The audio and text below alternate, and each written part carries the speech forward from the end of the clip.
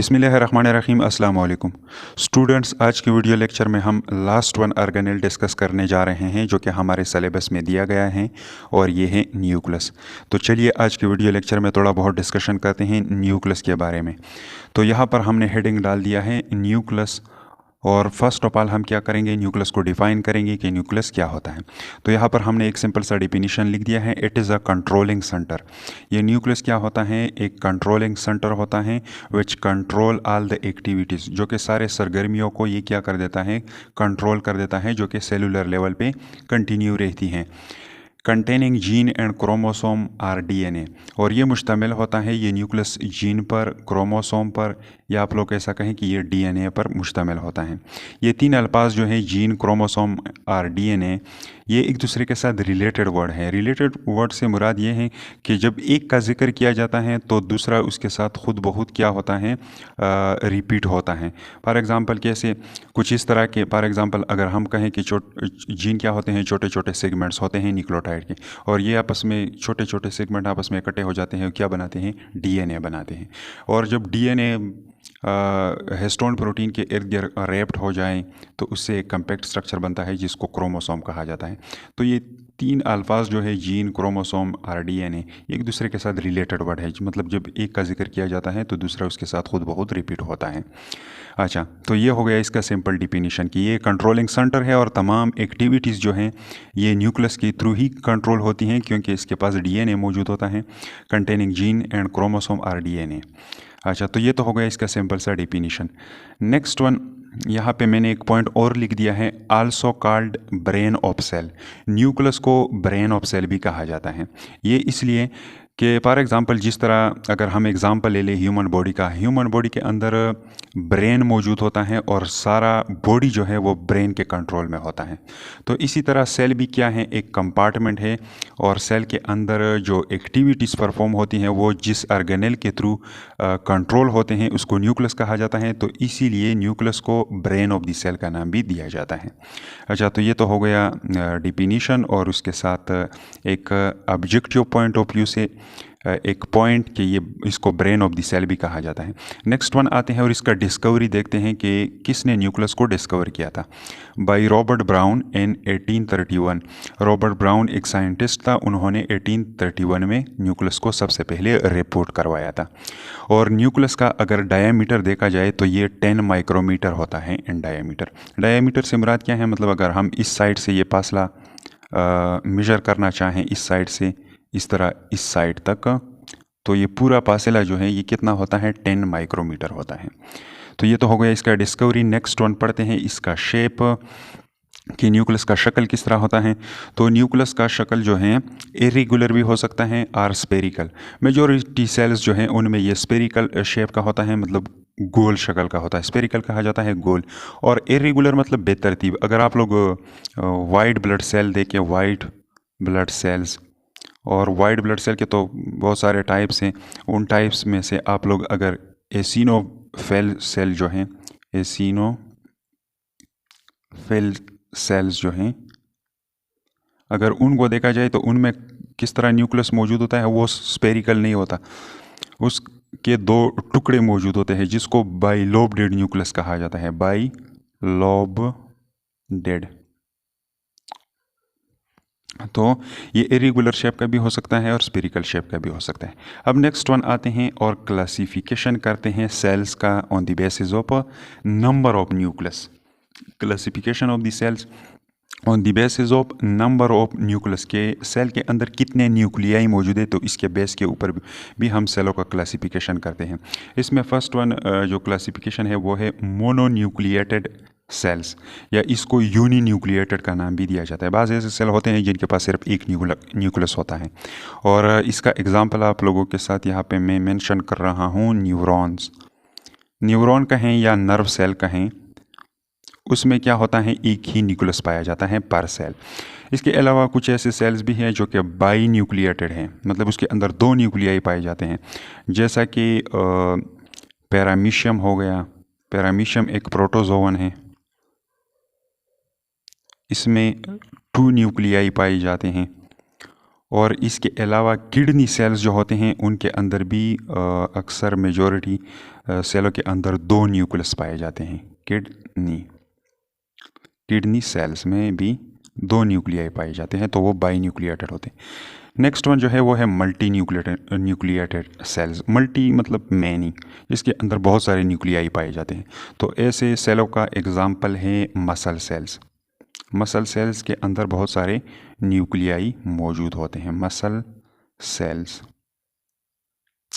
अच्छा, अब इसके बाद नेक्स्ट वन आते हैं और पार्ट ऑफ द न्यूक्लियस पढ़ते हैं कि न्यूक्लियस के कितने हिस्से होते हैं। तो न्यूक्लियस के बेसिकली ये 4 पार्ट्स होते हैं। इसमें फर्स्ट वन होता है न्यूक्लियर मेम्ब्रेन, इसके अलावा नेक्स्ट वन होता है न्यूक्लियोलस, और थर्ड वन जो है वो है न्यूक्लियोप्लाज्म, और फोर्थ वन जो है वो है क्रोमोसोम। तो इन 4 चीज़ों ने मिल के बनाया होता है किस चीज़ को, न्यूक्लियस को। अब ये 4 चीज़ें जो हैं, ये 4 हिस्से जो हैं, इनको बारी बारी डायग्राम के थ्रू डिस्कस करने की कोशिश करते हैं। तो यहाँ पर हमने एक सिंपल सा डायग्राम बना दिया है, और इस डायग्रामेटिक स्ट्रक्चर्स के थ्रू हम क्या करेंगे, parts of the nucleus discuss करते हैं। तो एक्सप्लेनेटरी पर्पसेस के लिए हमने यहाँ पर एक छोटा सा सेल लिया हुआ है। This one is a journalised cell.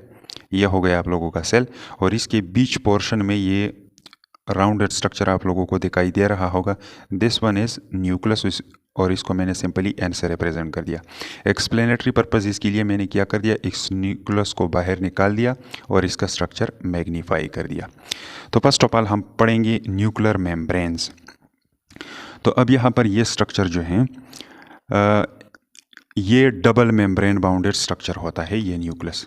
इसके 2 पर्दे होते हैं। एक होता है इसका आउटर मेम्ब्रेन। अगर हम यहाँ पर देखें तो इस आउटर मेम्ब्रेन को मैंने ग्रीन कलर से रिप्रेजेंट कर दिया है। This one is the outer membrane. ये हो गया आउटर मेम्ब्रेन।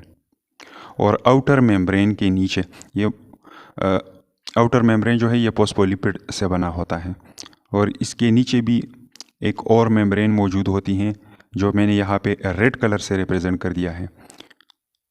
और इस रेड कलर के नीचे एक और लेयर भी मौजूद होता है जो कि एक प्रोटीनेशियस लेयर होता है। और ये हो गया सेकंड मेम्ब्रेन जो मैंने रेड कलर से रिप्रेजेंट कर दिया है, और इस रेड कलर के नीचे एक और प्रोटीनेशियस स्ट्रक्चर होता है। इसको मैंने सिंपली मेम्ब्रेन का नाम दे दिया एम, जो कि आउटर मेम्ब्रेन के नीचे मौजूद है। और ये दूसरा प्रोटीनेशियस स्ट्रक्चर जो मैंने ब्लैक कलर से रिप्रेजेंट कर दिया है, इसको लेमिना कहा जाता है, लेमिना। और ये बना होता है एक स्पेशल टाइप ऑफ प्रोटीन से जिसको लेमन कहा जाता है, लेमन प्रोटीन। तो अब ये मेम्ब्रेन जो है, ये सेकंड मेम्ब्रेन फोस्फोलिपिड से जो बना हुआ है, और इसी तरह ये लेमिना, ये दोनों आपस में बनाते हैं क्या, इनर मेम्ब्रेन। ये बनाते हैं इनर मेम्ब्रेन, इनर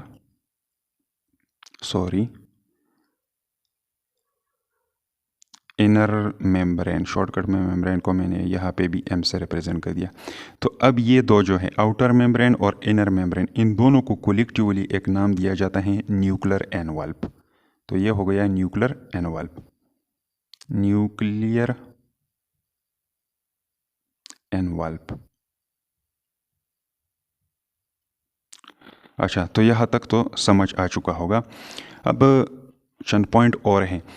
ये मेम्ब्रेन्स जो होती हैं, ये आउटर और इनर मेम्ब्रेन, ये कंटिन्यूसली नहीं होती, मतलब इनमें जगह जगह पे छोटा छोटा सा गैप पाया जाता है, और इन जगहों पे क्या मौजूद होते हैं, छोटे छोटे सुराख मौजूद होते हैं। यहाँ पे आप लोगों को दिखाई दे रहे होंगे इन मेम्ब्रेन में, ये कंटिन्यूसली नहीं होती, और इन छोटे छोटे सुराखों को कहा जाता है न्यूक्लियर पोर, न्यूक्लियर पोर। और इन न्यूक्लियर पोर के ज़रिए क्या होता है, एक्सचेंज ऑफ द मटेरियल होता है between the cytoplasm and nucleus. Nucleus के अंदर अगर कोई चीज़ बन रहा है, फॉर एग्जांपल हम कहें कि आरएनए, एमआरएनए बन रहा है, तो वो किसके थ्रू बाहर आता है, इन न्यूक्लियर पोर के थ्रू बाहर आता है। और अगर साइटोप्लाज्म से कोई चीज़ अंदर की तरफ न्यूक्लियस की तरफ जा रहा होता है, तो वो भी इन पोर्स के थ्रू क्या होता है, आगे ट्रांसपोर्ट होता है। अच्छा, और एक बात और कि इन न्यूक्लियर मेम्ब्रेन के साथ कनेक्ट होता है एक ऑर्गेनेल, जो कि हम पिछले वीडियो लेक्चर्स में इसको काफ़ी डिटेल के साथ डिस्कस कर चुके हैं। और इस ऑर्गेनेल को कहा जाता है एंडोप्लाज्मिक रेटिकुलम। और एंडोप्लाज्मिक रेटिकुलम के भी दो पोर्शन होते हैं, दो टाइप होते हैं। एक को RER कहा जाता है, रफ एंडोप्लाज्मिक रेटिकुलम, और सेकंड वन जो होता है SER, smooth endoplasmic reticulum.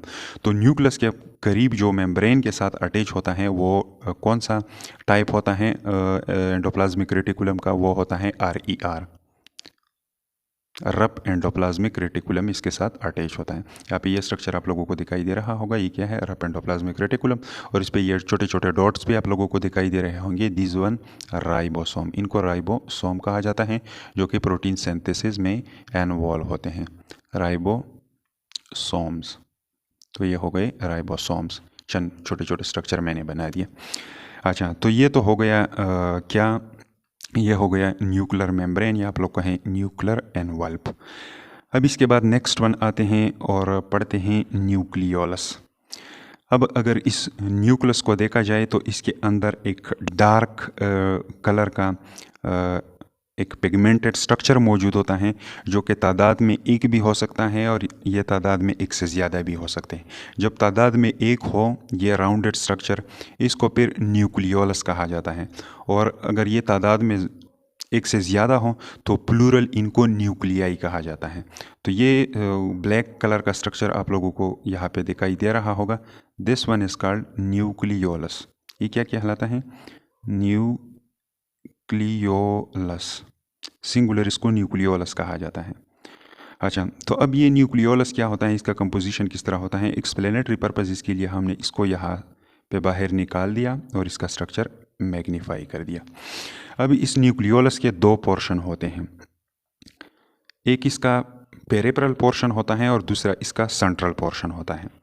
Peripheral portion में इसके कौन सी चीज़ें आती हैं, पहले मैं वो डिस्कस कर लेता हूँ आप लोगों के साथ, और फिर इसके सेंट्रल एरिया में कौन सी चीज़ें आती हैं उन चीज़ों को मैं आप लोगों के साथ डिस्कस कर लेता हूँ।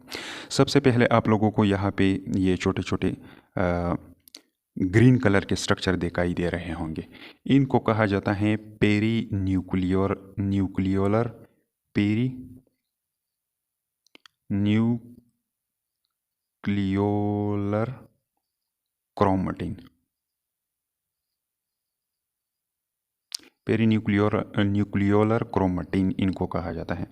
ये क्रोमेटिन क्या होता है थोड़ी देर बाद में आप लोगों को ये भी क्लियर हो जाएगा। अब इतना याद रखिए कि इन चीज़ों को क्या कहा जाता है, ये ग्रीन कलर से जो मैंने बना दिए हैं इनको पेरीन्यूक्लियोलर क्रोमेटिन कहा जाता है। तो ये पेरिफेरल एरिया पे होते हैं, मतलब किनारे पे ये मौजूद होते हैं। इसके अलावा यहाँ पे छोटे छोटे प्रोटीनेशियस स्ट्रक्चर भी इस किनारे वाले रीजन में पाए जाते हैं, इस पेरिफेरल रीजन में पाए जाते हैं, जो कि मैंने यहाँ पे ब्लू डॉट से इनको रिप्रेजेंट कर दिया है, ये आप लोगों को दिखाई दे रहे होंगे। ये क्या है? ये प्रोटीनेशियस स्ट्रक्चर्स हैं, और ये प्रोटीनेशियस स्ट्रक्चर्स जो हैं इनको कहा जाता है प्रिकर्सर मॉलिक्यूल या प्रिकर्सर सब यूनिट ऑफ राइबोसोम। इनको क्या कहा जाता है? प्रिकर्सर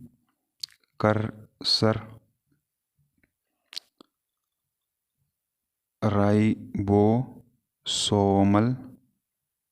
सब यूनिट। इनको प्रिकर्सर राइबोसोमल सब यूनिट्स कहा जाता है।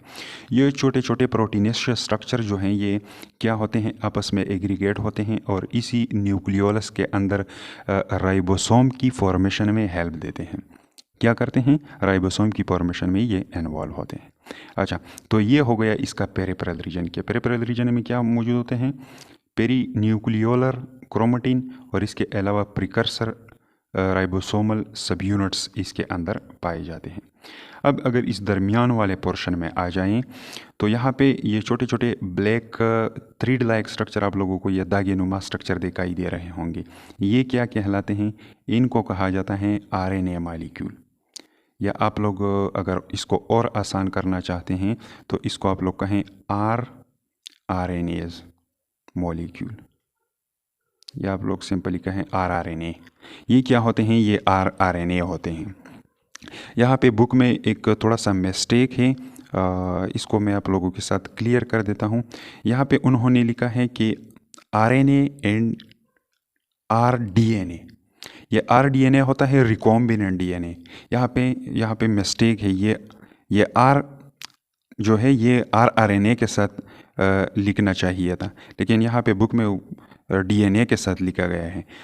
RDNA जो होता है ये अलग किस्म का DNA होता है जो जेनेटिक इंजीनियरिंग में इसको बनाया जाता है, इसको रिकॉम्बिनेंट DNA कहा जाता है। तो ये सिंपल R जो है उन्होंने DNA के साथ लगा दिया है, हालांकि ये RNA के साथ होना चाहिए। अच्छा, तो ये तो हो गया RNA इस एरिया में मौजूद होता है। इसके अलावा ये दूसरा स्ट्रक्चर दागिनुमा स्ट्रक्चर मैंने यहाँ पे भी बना दिए हैं। ये रेड कलर के जो आप लोगों को दिखाई दे रहे हैं ये भी इस सेंट्रल एरिया में पड़े हुए हैं और इनको कहा जाता है सेंट्रल क्रोमेटिन मटेरियल। ये क्या है? सेंट्रल क्रोमेटिन मटेरियल है। तो ये हो गए सेंट्रल क्रोमेटिन मटेरियल कहें या आप लोग फाइबर कहें या फाइब्रिल्स कहें। फाइब्रिल्स या फाइबर से क्या मुराद है? छोटे छोटे दागिनुमा स्ट्रक्चर। और यहाँ पे उन्होंने एक और बात भी बुक में मेंशन कर दिया है कि न्यूक्लियोलस के अंदर DNA मौजूद होता है। ये DNA कहाँ पे मौजूद है? ये DNA असल में क्रोमेटिन मटेरियल के अंदर पाया जाता है। थोड़ी देर बाद आप लोगों को पता चल जाएगा कि DNA क्या होता है और इससे क्रोमेटिन मटेरियल कितना डिफरेंट होता है। तो सेंट्रल रीजन में क्या मौजूद होते हैं? RNA मॉलिक्यूल इसके अंदर पाए जाते हैं और इसके अलावा सेंट्रल क्रोमेटिन फाइबर्स इसके अंदर मौजूद होते हैं, या सिंपल अल्फाज में अगर आप लोग कहें, बुक में उन्होंने लिखा है कि यहाँ पे DNA मौजूद होता है। ये क्रोमेटिन मटेरियल बनता DNA से है। तो सही बात यह है कि अगर आप लोग क्या इसको कहें, सेंट्रल क्रोमेटिन फाइबर इसको कहें। तो सेंट्रल क्रोमेटिन फाइबर और इसके अलावा RDNA मॉलिक्यूल सेंटर में पाए जाते हैं और पेरिफेरल में कौन से मटेरियल पाए जाते हैं? पेरीन्यूक्लियोलर क्रोमेटिन मटेरियल पाए जाते हैं, या इसके अलावा प्रिकर्सर राइबोसोमल सब यूनिट इसके अंदर पाए जाते हैं। अच्छा, तो ये तो हो गया न्यूक्लियोलस। अब इसके बाद नेक्स्ट वन आते हैं न्यूक्लियोप्लाज्म को डिस्कस करते हैं कि ये न्यूक्लियोप्लाज्म क्या होता है। तो यहाँ पर अगेन हम इस न्यूक्लियस वाले डायग्राम्स का सहारा लेंगे और इसके ज़रिए ये चीज़ें। तो यहाँ पर न्यूक्लियोलस के अलावा ये बाकी और इन दो मेम्ब्रेन्स के अलावा, न्यूक्लियर एनवल्प के अलावा, ये जितना अंदरूनी एरिया पड़ा हुआ है इस पूरे एरिया को नाम दिया जाता है न्यूक्लियोप्लाज्म। इसको क्या कहा जाता है? न्यूक्लियोप्लाज्म। यह हो गया आप लोगों का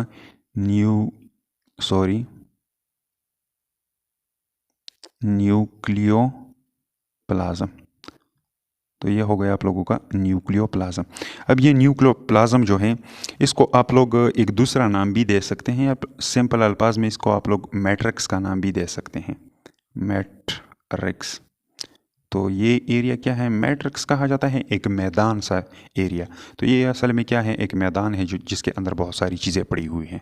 तो इसको आप लोग न्यूक्लियोप्लाज्म का नाम दें, या इसको आप लोग क्या नाम दे सकते हैं? इसको मैट्रिक्स का नाम दे सकते हैं। और ये एक कोलाइडल मिक्सचर होता है। अब ये कोलाइडल मिक्सचर जो है ये बहुत सारी चीज़ों पर मुश्तमिल होता है। अब वो कौन कौन सी चीज़ें हैं तो इनको बारी बारी यहाँ पर डिस्कस करते हैं। तो यहाँ पे क्या मौजूद होता है? यहाँ पे बहुत सारी चीज़ें पड़ी होती हैं, इनको बारी बारी डिस्कस करते हैं। फर्स्ट वन, तो न्यूक्लियोप्लाज्म के अंदर क्या मौजूद होते हैं? क्रोमेटिन मटेरियल इसके अंदर पाए जाते हैं। इसके अंदर क्या मौजूद होता है? क्रोमेटिन मौजूद होता है। क्रोमेटिन मटेरियल इसके अंदर मौजूद होता है, क्रोमेटिन मटेरियल। यहाँ पे ये रेड कलर से दागिनुमा स्ट्रक्चर जो मैंने बना दिए है ये असल में क्या है? यही क्रोमेटिन मटेरियल है, दिस वन। शॉर्टकट में मैं लिख देता हूँ क्रोमेटिन मटेरियल, CM से मैंने इसको रिप्रेजेंट कर दिया क्योंकि स्पेस बहुत कम है। तो हम क्या करते हैं, शॉर्टकट वर्ड्स से, लेटर से इनको रिप्रेजेंट करते हैं।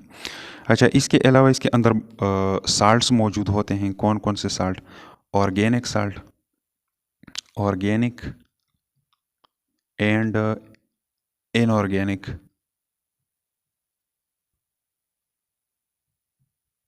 साल्ट इसके अंदर मौजूद होते हैं, साल्ट्स। ऑर्गेनिक इनऑर्गेनिक साल्ट्स के अलावा इसके अंदर आइंस भी पाए जाते हैं, मुख्तलिफ़ किस्म के आइंस इसके अंदर मौजूद होते हैं, आइंस। आयंस के अलावा इसके अंदर और कौन सी चीज़ें मौजूद होती हैं? इसके अंदर मौजूद होते हैं एंजाइम्स, इसके अंदर मौजूद होते हैं जो कि डीएनए रिप्लिकेशन या प्रोटीन सिंथेसिस में इन्वॉल्व होते हैं। एंजाइम्स, इसके अंदर एंजाइम्स मौजूद होते हैं। और एंजाइम्स के अलावा इसके अंदर आरएनए और डीएनए सिंथेसिस के लिए इसके अंदर न्यूक्लियोटाइड्स भी मौजूद होते हैं। न्यूक्लियोटाइड्स इसके अंदर पाए जाते हैं, न्यूक्लियोटाइड्स। अच्छा, तो ये चंद चीज़ें उन्होंने बुक में मेंशन कर दिए हैं। और ये न्यूक्लियोटाइड्स जो है ये रॉ मटेरियल के तौर पे काम करते हैं। किस चीज़ के लिए? डीएनए सिंथेसिस के लिए और इसके अलावा आरएनए सिंथेसिस के लिए। आरएनए सिंथेसिस में तीनों आते हैं, आरआरएनए, टीआरएनए और एमआरएनए। इन तीनों के सिंथेसिस के लिए यहाँ पर न्यूक्लियोटाइड्स न्यूक्लियोप्लाज्म के अंदर पाए जाते हैं। अच्छा, तो ये तो हो गया न्यूक्लियोप्लाज्म। अब न्यूक्लियोप्लाज्म के बाद फोर्थ वन चीज़ जो है वो है क्रोमोसोम, कि इस एरिया में क्रोमोसोम भी पाए जाते हैं। अब ये क्रोमोसोम क्या हैं, तो इसको थोड़ा सा बेस से स्टार्ट कर देते हैं ताकि हम इन चीज़ों को आपस में एक दूसरे से डिफरेंशिएट कर सकें। तो अब क्रोमोसोम के स्ट्रक्चर को एक्सप्लेन करने के लिए यहाँ पे साइड में हमने एक और छोटा सा डायग्रामेटिक स्ट्रक्चर बना दिया है। इस डायग्रामेटिक स्ट्रक्चर के थ्रू हम डीएनए, क्रोमेटिन मटेरियल और क्रोमोसोम, इन तीनों के बारे में फ़र्क जानने की कोशिश करेंगे और पूरी तरह एक्सप्लेन करेंगे। लेकिन इन चीज़ों को डिस्कस करने से पहले एक पॉइंट आप लोग जहन में याद रखें, और वो ये है कि जब सेल डिवीज़न फेज़ में नहीं होता, मतलब जब वो डिवीज़न में नहीं होता, उसमें डिवीज़न अब स्टार्ट नहीं हुआ है, तो उस दौरान सेल के अंदर जो क्रोमोसोम पाए जाते हैं ये क्रोमेटिन मटेरियल की शक्ल में मौजूद होते हैं। यहाँ पर ये दागे नुमा स्ट्रक्चर जो मैंने रेड कलर से ड्रा कर दिया है, ये क्या है? क्रोमेटिन मटेरियल है। और क्रोमोसोम तब बनते हैं जब सेल डिवीज़न के अंदर एंट्री लेता है। जब डिवीज़न फेज़ के अंदर इंटर हो जाता है तो उस दौरान क्रोमेटिन मटेरियल पर कंडेंस होते हैं और उनसे एक स्ट्रक्चर बनता है जिसको क्रोमोसोम कहा जाता है। तो चलिए अब इनको स्टार्ट कर लेते हैं।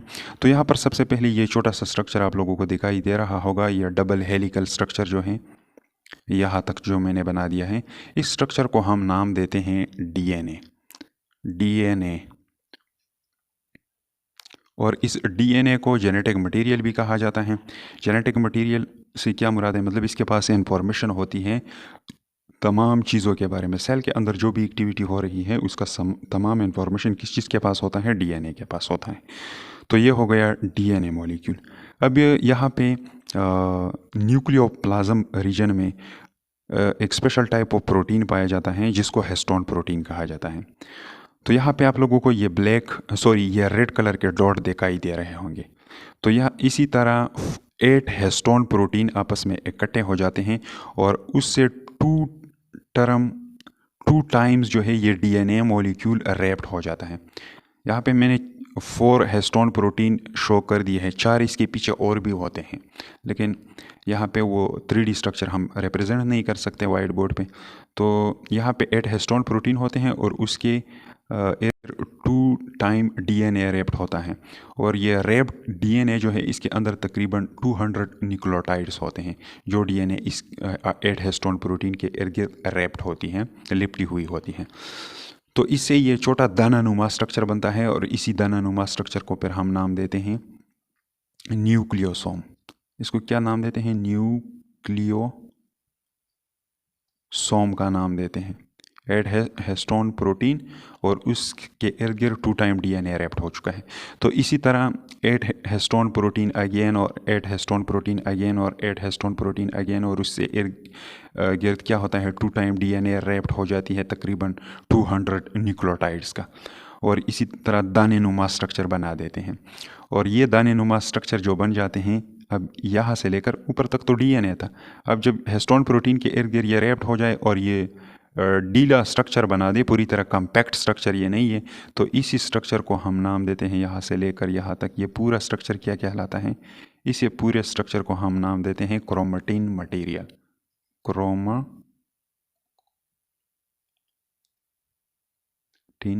मटेरियल। तो ये हो गया क्रोमेटिन मटेरियल।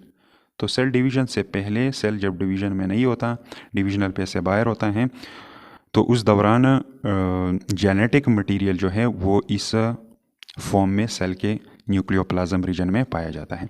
अच्छा, तो ये तो हो गया क्रोमेटिन मटेरियल। अब ये क्रोमेटिन मटेरियल जब मज़ीद कंडेंस हो जाए और इससे एक कम्पैक्ट स्ट्रक्चर बन जाए, तो इसी कम्पैक्ट स्ट्रक्चर को फिर हम नाम देते हैं क्रोमोसोम।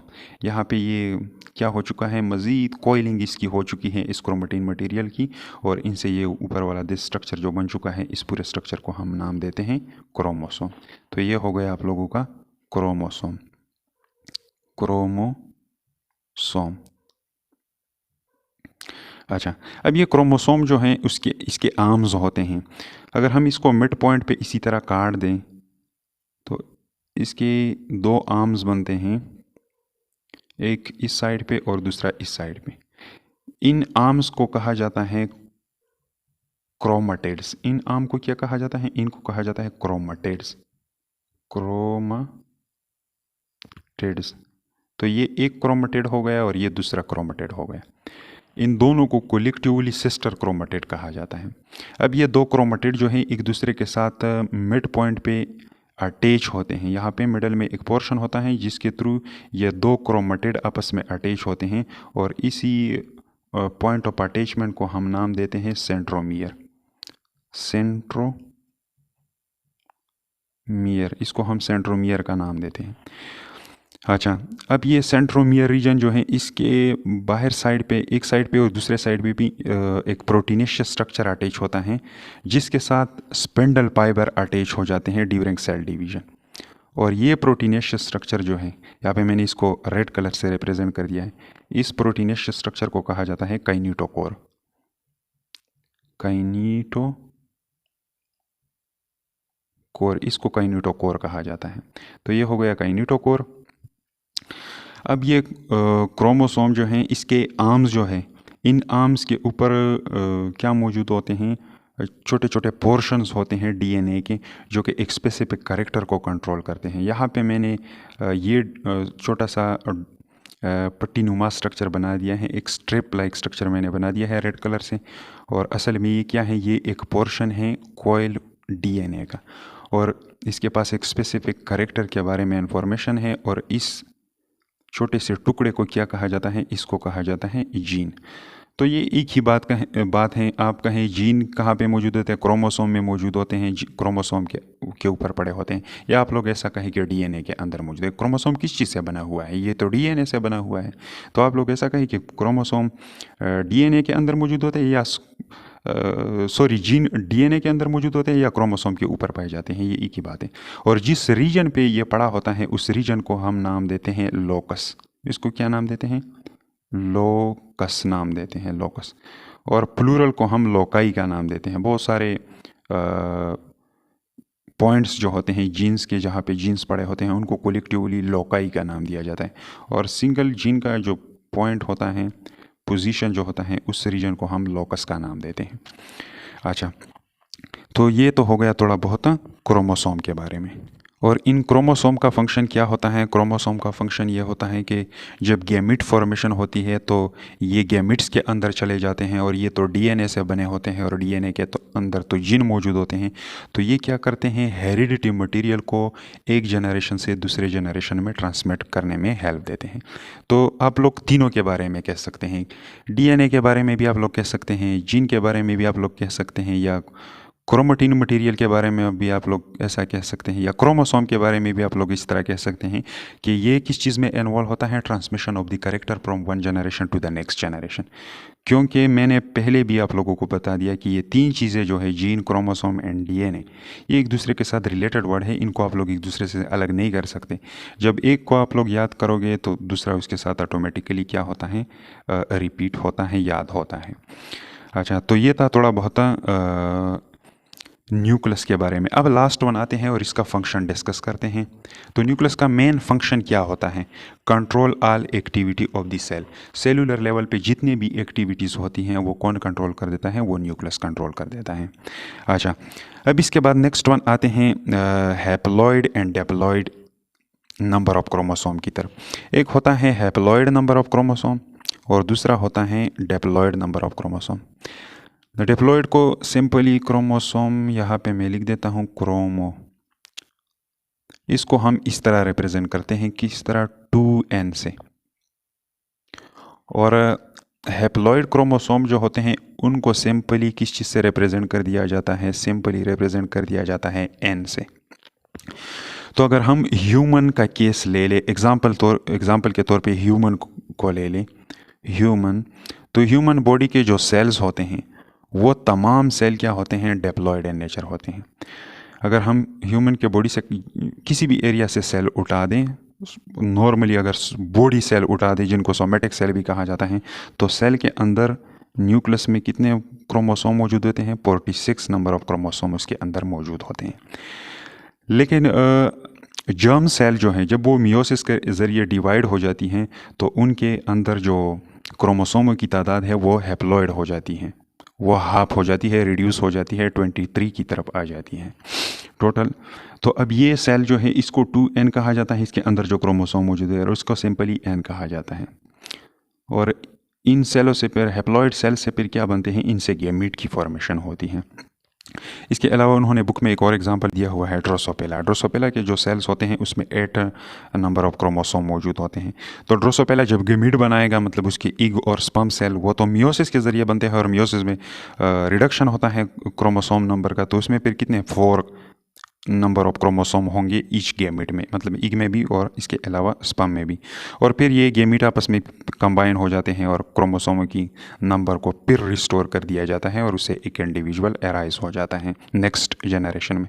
तो इसी तरह ये नंबर कांस्टेंट होता है, इसमें कमी या ज़्यादती नहीं आती। अगर आ जाती है तो फिर वो एबनॉर्मेलिटी है, लेकिन नॉर्मली इसमें कोई चेंजेस नहीं होता, ये कांस्टेंट होता है। अच्छा, तो हैप्लॉइड और डिप्लॉइड सेल के बारे में या नंबर ऑफ क्रोमोसोम के बारे में आप लोगों ने सीख लिया होगा।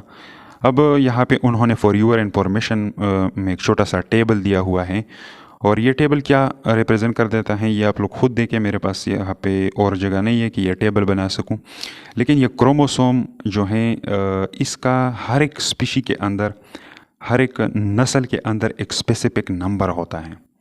फॉर एग्ज़ाम्पल अगर हम ह्यूमन को कंसीडर करें तो ह्यूमन के अंदर कितने 46 नंबर ऑफ क्रोमोसोम होते हैं, और अगर हम इसको पेयर की फॉर्म में काउंट करना चाहें तो ये 23 पेयर ऑफ क्रोमोसोम होते हैं। इसके अलावा चिंपैंजी बंदर जो है उसके अंदर 48 होते हैं। इसके अलावा ओनियन के अंदर 16, गार्डन पी के अंदर 14, फ्रॉग के अंदर 26, और ड्रोसोपेला के अंदर 8, पोटैटो के अंदर 48, एंड पिजन कबूतर जो है उसके अंदर सेलों में 80 क्रोमोसोम पाए जाते हैं।